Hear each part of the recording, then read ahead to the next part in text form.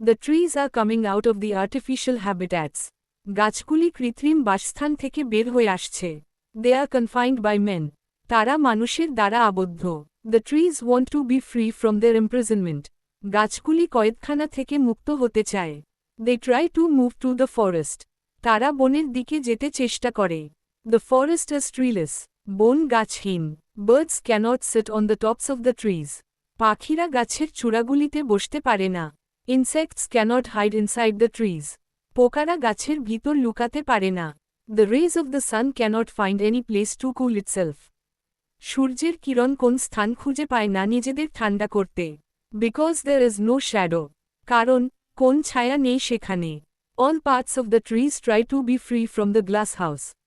গাছের সকল অংশ গ্লাসের ঘর থেকে মুক্ত হতে চেষ্টা করে।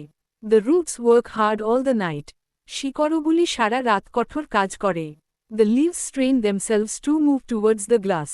পাতাগুলি গ্লাসের দিকে যেতে সংগ্রাম করে। Small twigs have become tough and hard for overwork.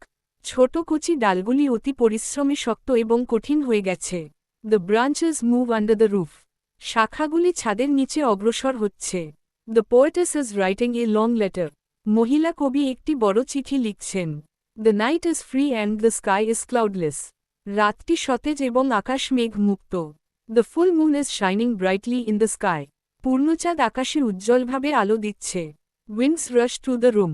বাতাস কক্ষের দিকে ধাবিত হয়।